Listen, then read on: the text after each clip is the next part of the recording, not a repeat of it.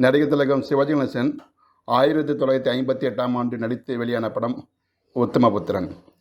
அதே ஆண்டில் பதிபக்தி, சம்பூர்ண ராமாயணம், பொம்மை கல்யாணம், அன்னையின் ஆணை, சாரங்கதாரா, சபாஷ் மீனா, காத்தவராயன் ஆகிய படங்கள் வெளிவந்தன. வீனஸ் பிக்சர்ஸ் சிவாஜி கணேசனை வைத்து உத்தமபுத்திரன் என்ற படத்தை தயாரிக்க 1957ஆம் ஆண்டு பத்திரிகைகளில் சிவாஜி கணேசன் இரட்டை வேடங்களில் நடிக்கும் உத்தமபுத்திரன் என்று நாளிதழ்களில் விளம்பரம் கொடுத்தது.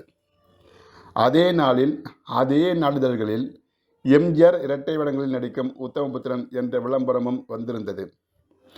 இப்படியான விளம்பரங்களை பார்த்து ரசிகர்கள் பெரும் குழப்பத்தில் ஆழ்ந்தார்கள். இது குறித்து அப்போது பரபரப்பாகவும் பேசிக்கொண்டார்கள். வீனஸ் பிக்சர்ஸார் கலைவாணர் என்.எஸ். கிருஷ்ணனின் உதவியை நாடினார்கள்.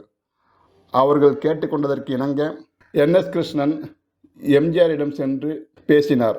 எம்ஜிஆரும் பெருந்தன்மையுடன் உத்தமபுத்திரன் படத்தை தயாரிக்கும் முயற்சியை கைவிட்டார்.